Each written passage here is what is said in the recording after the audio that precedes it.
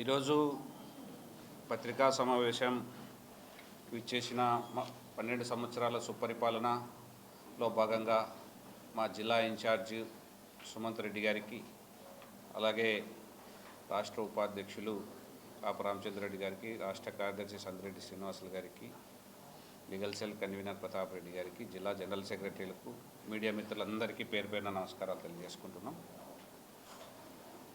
నరేంద్ర మోడీ గారు 2014 ప్రధానమంత్రి బాధ్యతలు స్వీకరించి కరెక్ట్గా ఇప్పటికి 12 సంవత్సరాలు పూర్తి అయిపోయింది.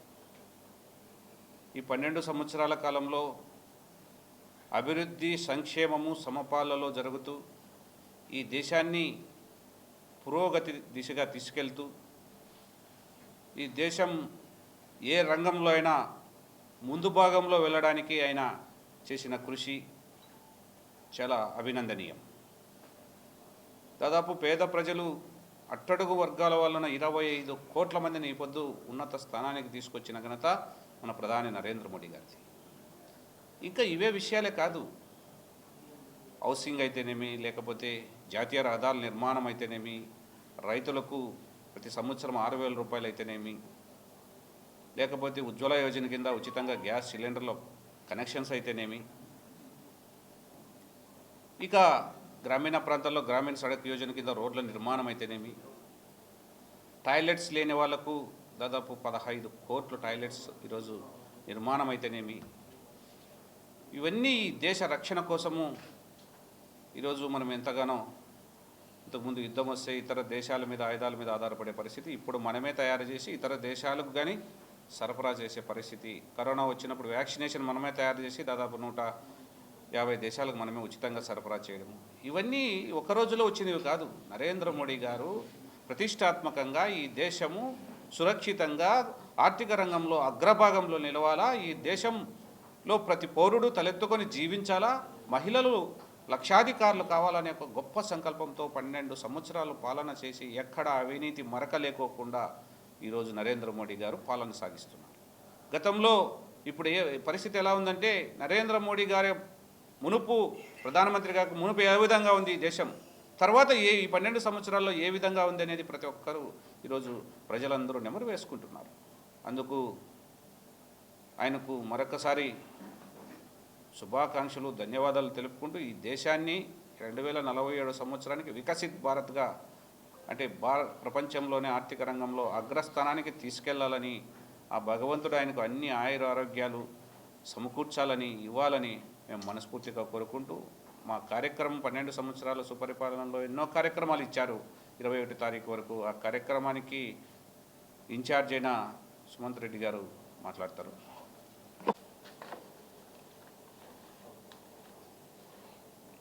ఓం నమో వెంకటేశాయ. ఈరోజు మోడీ గారి ఆధ్వర్యంలో ఎన్డీఏ ప్రభుత్వం 12 సంవత్సరాల సుపరిపాలన మీద జరుగుతుండే ఈ సభకి ఈ సభకి మన జిల్లా అధ్యక్షులు రాజేష్ గారికి, బీజేపీ జిల్లా కుటుంబ సభ్యులకి, అనంతపూర్ జిల్లా కుటుంబ సభ్యులకి మరియు పార్టీకేయ మిత్రులందరికీ పేరు పేరున నా హృదయపూర్వక నమస్కారం. 12 సంవత్సరాల సుపరిపాలన మీద అనంతపూర్ జిల్లాలో బీజేపీ కుటుంబంతో కలిసి ఈ 12 సంవత్సరాలు ప్రజలు లబ్ధి పొందిండే ప్రజా సంక్షేమాన్ని దృష్టిలో పెట్టుకొని దిగ్విజయంగా 12 సంవత్సరాలు పూర్తి చేసుకున్న సందర్భంగా ఇక్కడ జరుగుతుండే ఈ కార్యక్రమానికి ఇన్ఛార్జిగా రాష్ట్ర ప్రభుత్వం పంపించడం జరిగింది. ఏ రాజకీయ నాయకుడికైనా, రాజకీయ పార్టీకైనా స్థిరాస్తి విశ్వసనీయత. ఆ విశ్వసనీయత ప్రజలందరూ ఈరోజు భారతీయ జనతా పార్టీ వైపు చూస్తున్నారు. భారతీయ జనతా పార్టీ వైపు నమ్మకం ఉంది. ముఖ్యంగా కేంద్ర రాష్ట్ర ప్రభుత్వ సహకారంతో డబుల్ ఇంజిన్ సర్కారు మన రాష్ట్రంలో ప్రజలందరినీ దృష్టిలో పెట్టుకొని వారి ఎదుగుదల కోసం, వారి బాగు కోసం ఈ 12 సంవత్సరాలు చేస్తుండే అభివృద్ధి అంతా ప్రజల్లోకి వెళ్ళి వాళ్ళకు చెప్పడమే కాకుండా వివిధ కార్యక్రమాల్లో మరింత సేవ చేసేదానికి ఇప్పుడు ఈ 12 సంవత్సరాల సుపరిపాలన ప్రోగ్రాం పెట్టడం జరిగింది. ఇందులో భాగంగా 500 మంది ప్రముఖుల్ని కలవడం, అభివృద్ధి గురించి వాళ్ళకు వివరించడం, స్వచ్ఛ భారత్ కింద ఎక్కడెక్కడైతే వాతావరణం పారిశుద్ధ్యంగా లేకుండా ఉంటుందో అందరితో కలిసి అక్కడ స్వచ్ఛ భారత్లో పాల్గొనడం, అమ్మ పేరుతో తల్లి పేరుతో ఒక మొక్క నాటడం, ఈరోజు వాతావరణ కాలుష్యం వల్ల పసిపిల్లల దగ్గర నుంచి వృద్ధుల దాకా ఎంత ఇబ్బంది పడుతున్నారో మీకు తెలుసు. ఆ కార్యక్రమం అనేది చాలా మంచిది. దానికి ప్రజలందరితో కలిసి అమ్మ పేరుతో ఒక మొక్క నాటడం, కేంద్ర ప్రభుత్వం సహాయ సహకారాలతో ఇక్కడ జరుగుండే అభివృద్ధి ఏ ప్రాజెక్టులు ఉన్నాయో అందరూ అక్కడ వెళ్ళి సందర్శించడం, జిల్లా మోర్చాల సహాయంతో ఇప్పుడు కిసాన్ మోర్చా సహాయంతో సేంద్రీయ వ్యవసాయం ఎంత ముఖ్యం అనేది ప్రజలందరికీ వివరించి రైతులతో కలిసి మీటింగ్ పెట్టుకోవడం, ఇంటర్నేషనల్ యోగా డే 21వ తేదీ నిర్వహించడం జరుగుతుంది. ఈ కార్యక్రమాలన్నీ కూడా కులంకషంగా అందరితో చర్చించి వివరంగా మీకు ఏ రోజు ఏ ప్రోగ్రాం అనేది వివరాలు ఇవ్వడం జరుగుద్ది పాత్రికేయ మిత్రులకి. ముఖ్యంగా మోడీ గారి ఆధ్వర్యంలో ఈరోజు 25 కోట్ల మంది బిలో పావర్టీ లైన్లో ఉన్న వాళ్ళని దారిద్ర్య రేఖ నుంచి ధనికులని చేసే ప్రయత్నం జరిగింది. ఆర్టికల్ 370 ఈరోజు మన దేశంలో ఏ అయితే దీర్ఘకాలిక సమస్యలు ఉన్నాయో ఎవరి వల్ల ఉంది ఎన్డీఏ ప్రభుత్వం ఏర్పడినప్పుడు మన మోడీ గారు ప్రధానమంత్రిగా ఆయన ఆధ్వర్యంలో ఆర్టికల్ 370 అబాలిషన్ జరిగింది. అయోధ్యలో గుడి కట్టడం అయితే అయింది. ఈ విశ్వసనీయత అనేది ఎలక్షన్లప్పుడు చెప్పిండే మాటలన్నీ కార్యరూపంలో చేసి ఆచరణలోకి తీసుకురాగలిగింది ఒక బీజేపీ ప్రభుత్వం. అది గర్వంగా చెప్పుకుంటున్నాం. ట్రిపుల్ తలాక్ విషయం అయితే ఏమి, 80 కోట్ల మందికి రేషన్ కార్డులు ఉచిత రేషన్ కార్డులు ఇవ్వడం అయితే ఏమి, కోవిడ్ సమయంలో ప్రాణభయంతో అందరూ దేశాలన్నీ ఇబ్బంది పడుతుంటే ఒక భారతదేశంలో అందరూ ఒక భద్రత కలిగించడం జరిగింది. కోవిడ్ వ్యాక్సినేషన్ అయితే ఏమి, కోవిడ్కి సంబంధించిన అన్ని జాగ్రత్తలు ప్రభుత్వం తీసుకోవడం జరిగింది. ఇలా చెప్పుకుంటూ పోతే జల్ జీవన్ మిషన్ ద్వారా 15 కోట్ల మంది రూరల్ వాటర్ సప్లైలో లబ్ధిదారులు ఉన్నారు. ఇలా ఎన్నో పథకాలు దిగ్విజయంగా అమలుపరచడం జరిగింది. ఇవన్నీ ప్రజల వద్దకు తీసుకెళ్ళి వాళ్ళతో పార్టీ తరఫున కలిసి మాట్లాడి ఇవన్నీ వివరించి మోడీ గారి ప్రభుత్వంలో మహిళలకు భద్రత అయితే ఏమి, ఏ దేశమైనా ఈరోజు ఇంత యుద్ధ వాతావరణం ఉంది మన చుట్టుపక్కల, అట్లాంటిది భారతదేశం వైపు ఎవరన్నా చూడాలన్నా కూడా భయపడే పరిస్థితి ఉంది. ఎందుకంటే మోడీ గారి డిఫెన్స్ సిస్టమ్ మన భారతదేశ రక్షణ వ్యవస్థ అంత పటిష్టం చేయగలిగారు. ముఖ్యంగా ఎవరైతే వలసదారులు ఇక్కడ భారతదేశంలో చేరి ఇబ్బంది పడుతున్నారో వాళ్ళందరూ కూడా ఈరోజు బెంగాల్ ఎలక్షన్ తర్వాత ఎవరు ఇళ్ళ దాటి ఎవరు దేశం వైపు వాళ్ళు పయనించడం జరిగింది. భారతదేశంలో సురక్షితంగా ప్రతి ఒక్క భారతీయులు సురక్షితంగా ఉండగలిగే వాతావరణం తీసుకొచ్చారు. ఇవన్నీ కూడా ప్రజలతో డిస్కస్ చేసి ప్రజలతో చర్చించి లబ్ధిదారులందరినీ కలిసి వాళ్ళ అవసరాలు కనుక్కొని మరింత మెరుగ్గా ప్రభుత్వం తరఫున సేవ కలిగించే దానికి ఈ ప్రోగ్రాం మెయిన్గా 12 సంవత్సరాల సుపరిపాలన ప్రోగ్రాం అనంతపూర్ జిల్లాలో దిగ్విజయంగా ఇక్కడ బీజేపీ కుటుంబ సభ్యులు మన అధ్యక్షులు ఉన్నారు రాజేష్ గారు, శ్రీనివాస్ గారు, మన మాజీ శాసనసభ్యులు ఉపాధ్యక్షులు కాపరాజచంద్రారెడ్డి గారు, ప్రతాప్ గారు అందరి ఆధ్వర్యంలో ఈరోజు ఈ కార్యక్రమాన్ని దిగ్విజయం చేయాల్సిందిగా మేమందరం దగ్గర నుండి దిగ్విజయం చేసి ప్రజలందరూ కూడా ప్రభుత్వ సంక్షేమ పథకాలని ఉపయోగించుకొని జీవితాలు సంతోషంగా ఉండాలని కోరుకుంటున్నాను. గోవిందా గోవిందా. ఈరోజు దేశంలో కానీ ఎక్కడైనా కానీ రాజకీయ పార్టీలు కేవలం అధికారం కోసం లేకపోతే రేపు ఎన్నికలు ఎట్లా గెలవాలని ఆలోచన చేస్తూ ముందుకు సాగుతుంటాయి. కేవలం భారతీయ జనతా పార్టీ నరేంద్ర మోడీ గారు ఈ దేశాన్ని నెక్స్ట్ తరానికి ఎట్లా తీసుకెళ్ళాలి, ఈ నెక్స్ట్ తరానికి ఏ విధంగా లబ్ధి చేరాలి, ఏ విధంగా లబ్ధి చేకూర్చాలి అని చెప్పేసి ఒక గట్టి సంకల్పం. వికసిత్ భారత్ 2047 అంటే మన దేశానికి స్వతంత్రం వచ్చి 100 సంవత్సరాలు పూర్తి చేసుకున్న సందర్భంలో ఈ దేశంలో ఉన్న యువతకి కానీ, ఈ దేశంలో ఉన్న రైతుకు కానీ, ఈ దేశంలో ఉన్న మహిళలకు కానీ ఉపాధి అవకాశాలు కానీ, గిట్టుబాటు ధర కానీ, లేకపోతే ఆత్మాభిమానం కానీ, నారీ శక్తి ఈరోజు 33% రిజర్వేషన్ సంకల్పంతో ముందుకు పోతున్నారు. కాబట్టి అంటే ఈ ఒక్క నరేంద్ర మోడీ గారు ప్రతి సంవత్సరం ఈ 12 సంవత్సరాల పుష్కర కాలంలో ఏమేమి అభివృద్ధి చేశాడు, నెక్స్ట్ ఈ దేశానికి ఏమి కావాలి అనే ముందు సవాళ్ళు ఎట్లా ఉంటాయి, దాన్ని అన్నింటినీ ఎట్లా పరిష్కరించుకోవాలి, ఈ దేశాన్ని ప్రపంచ దేశాల్లో నంబర్ 1గా నిలపాలి అనే ఒక గట్టి ప్రతిజ్ఞతో ముందుకు పోతున్నారు. దాంట్లో భాగంగా ఈరోజు ఆంధ్రప్రదేశ్లో 2 సంవత్సరాలు నిన్ననే తిరుపతిలో చేసుకున్నాం. అదేవిధంగా 12 సంవత్సరాల యొక్క సుపరిపాలనని ప్రజలకి ప్రతి ఒక్కరికి తీసుకెళ్ళాలి. అదేవిధంగా కేంద్ర ప్రభుత్వము రాష్ట్ర ప్రభుత్వము సంక్షేమ పథకాలను ఇంకా ఎవరికైనా మిస్ అవుతుంటే వాళ్ళందరినీ రిజిస్ట్రేషన్ చేయాలి. విబిజీ రామ్జీ ఉపాధి హామీ కింద కానీ లేకపోతే మన ఆయుష్మాన్ భారత్లో కానీ ఇంకా రిజిస్ట్రేషన్ చాలా మంది చేసుకోవట్లేదు, అంటే అవగాహన లేదు. కేంద్ర ప్రభుత్వం చేస్తున్న సంక్షేమ పథకాలు కానీ రాష్ట్ర ప్రభుత్వం చేస్తున్న సంక్షేమ పథకాలు కానీ గ్రామానికి తీసుకెళ్లి లబ్ధిదారులని దాంట్లో రిజిస్ట్రేషన్ చేసే బాధ్యత ఈరోజు ఈ కార్యక్రమంలో ముఖ్యంగా ఉంటుంది. కాబట్టి భారతీయ జనతా పార్టీ ఈ దేశాన్ని పరమ వైభవ స్థితికి తీసుకెళ్ళాలి, ప్రపంచ దేశాల్లో అన్నింటికన్నా అగ్రదేశంగా నిలపాలి. ఈ దేశంలో ఉండే యువతకి రాబోయే తరాలకి ఈ దేశంలో వేరే దేశం కోసం ఉపాధి కోసమో లేకపోతే వేరే ఇంపోర్ట్ ఎక్స్పోర్ట్ కోసం కాకుండా ఆత్మనిర్భర భారత్ అనే ఒక గట్టి రచనతో ఈరోజు దేశాన్ని ముందుకు తీసుకెళ్తున్నారు. ప్రపంచంలో నంబర్ 1 దేశంగా తీర్చిదిద్దుతుందని చెప్పి ఆశాభావంతో ఉండి ఏదైతే కార్యక్రమాలన్నింటినీ సమాజంలోకి తీసుకెళ్ళాలి, జనాలను జాగృతం చేయాలనే సంకల్పంతో ముందుకు పోతున్నాం. అందరికీ నమస్కారం. ఎన్నికైనటువంటి ప్రధానమంత్రిగా ఇంతవరకు ఉన్నటువంటి రికార్డును బ్రేక్ చేసి ముందుకు సాగుతున్నారు గౌరవ ప్రధానమంత్రి నరేంద్ర మోదీజీ గారు.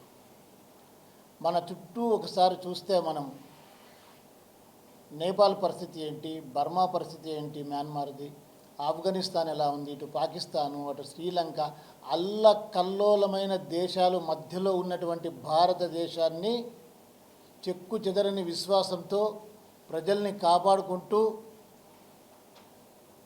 ఎదుగుతున్నటువంటి పరిస్థితుల్ని మనం చూస్తే ప్రతి ఒక్కరు కూడా అభినందించాల్సిన అవసరం ఉంది. ఇక్కడ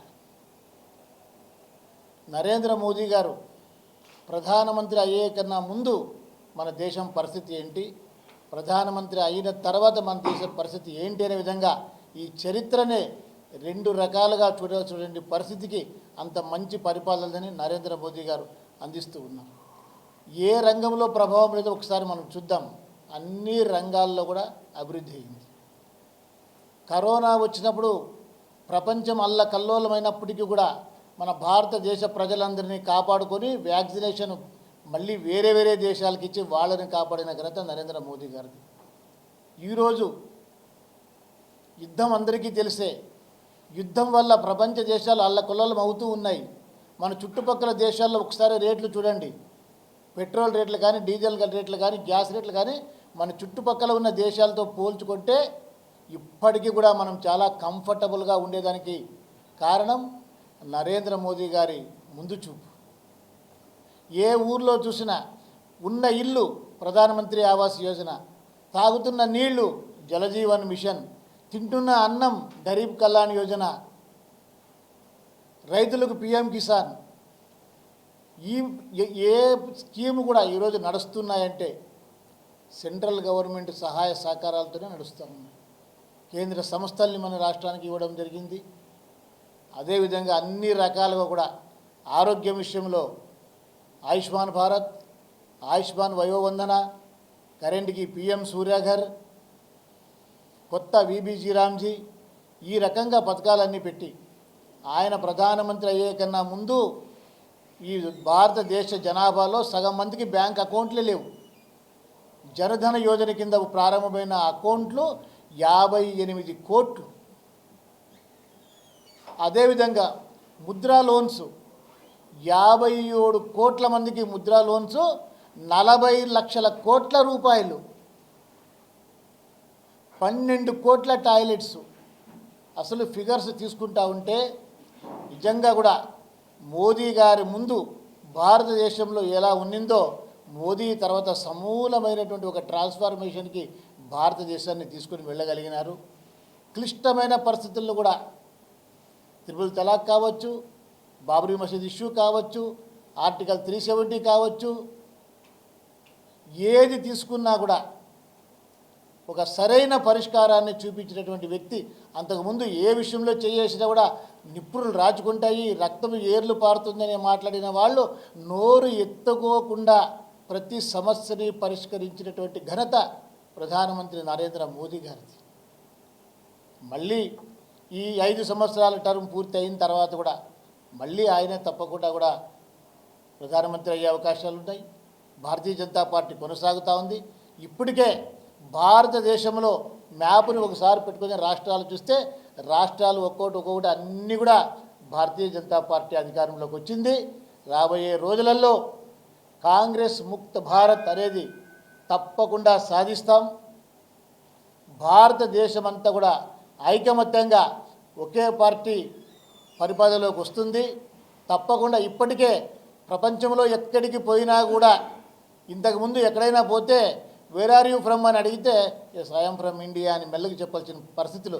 ఈరోజు వేర్ ఆర్ యూ ఫ్రమ్ అంటే ఐఎమ్ ఫ్రమ్ ఇండియా సగర్వంగా చెప్పుకునేటువంటి ధైర్యం మనకు వచ్చింది. కాలాన్ని ఎగిరేసి చెప్పుకోవచ్చంగా మన భారతదేశ గౌరవాన్ని ప్రపంచంలో ఆ స్థాయికి నిలబెట్టారు నరేంద్ర మోదీ గారు. ఎక్కడ పోయినా కూడా ఏ దేశానికి పోయినా కూడా మనల్ని ఏ విధంగా గౌరవిస్తున్నారు.